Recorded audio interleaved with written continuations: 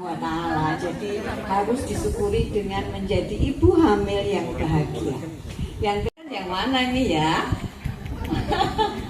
Atau pengantin baru, terima kasih pada hari ini sudah meluangkan waktu meringankan cegah stunting.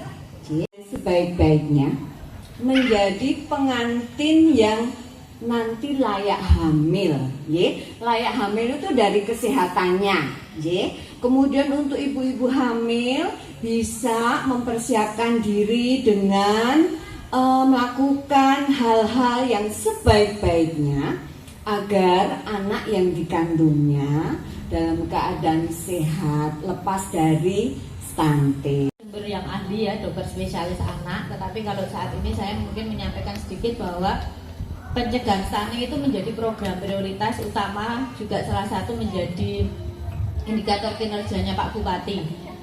Bagaimana kita menurunkan angka stunting anak-anak yang terlahir pendek dan juga berisiko pendek ini, ya. Kemudian juga bagaimana kita mencegah supaya remaja kita itu tetap sehat, tidak anemia, tidak kurang kronis. Kemudian bagaimana ibu hamil kita tidak ada yang anemia, tidak ada yang kekurangan energi kronis. Ya, karena kita melihat itu kan karena terjadinya anak yang pendek, ya, itu juga mulai dari ibunya, ya. Jadi di Indonesia itu ada program 1000 hari pertama kehidupan, ya. Itu dimulai dari kapan? Dari sejak ibu itu hamil. Memang ya sehari-hari kita banyak bertemu dengan anak-anak dan seringkali menemui masalah pertumbuhan dengan stunting. Kalau orang tua datang konsultasi itu juga datang, anak saya stunting nggak dok, anak saya stunting nggak dok gitu. Nanti ibu-ibu bisa lihat sebetulnya apa sih itu stunting itu.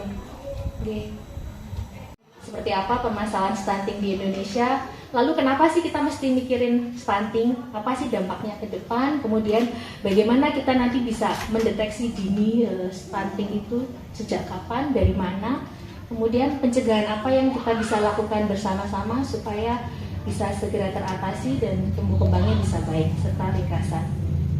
Yang pertama, definisi stunting. Intinya pendek gitu. Jadi tinggi badan anak itu berada di bawah rentang normal, di bawah batas normal bawah. Itu pengertian awalnya stunting. Kenapa bisa stunting? Nah, stunting ini ternyata disebabkan karena adanya kurangnya asupan nutrisi, jadi kurangnya asupan makanan yang berlangsung dalam jangka yang panjang gitu. Makanan yang diusus rebutan sama cacing gitu, cacingnya gemuk jadi banyak, anaknya nggak bisa gemuk, nggak bisa tinggi. Kemudian juga dalam praktek sehari-hari mungkin cara pemberian makannya yang tidak tepat gitu. Kalau saya tanya, Bu, anaknya dikasih makan apa di rumah gitu, ibunya, oh anaknya pinter kok, banyak makan sayur, banyak makan buah, terus doyan telur nggak Bu? Doyan ikan nggak, doyan ayam nggak? Wah, anaknya nggak suka yang amis-amis, jadi nggak pernah saya kasih ayam, nggak pernah saya kasih telur gitu, makannya sama tempe sama tahu. Ya iya, anaknya nggak gemuk-gemuk, lama-lama tinggi badannya juga nggak bisa nambah, akhirnya anaknya jadi pendek. Temennya udah tinggi-tinggi kok anak ini masih kecil gitu. Nah, nutrisi asupan makanan yang kurang itu ternyata nanti dalam jangka panjang itu juga mengganggu ke nutrisi untuk otaknya, sehingga kedepannya ternyata anak-anak yang ada masalah makan ini mungkin sekali mengalami keterlambatan perkembangan. Teman-temannya udah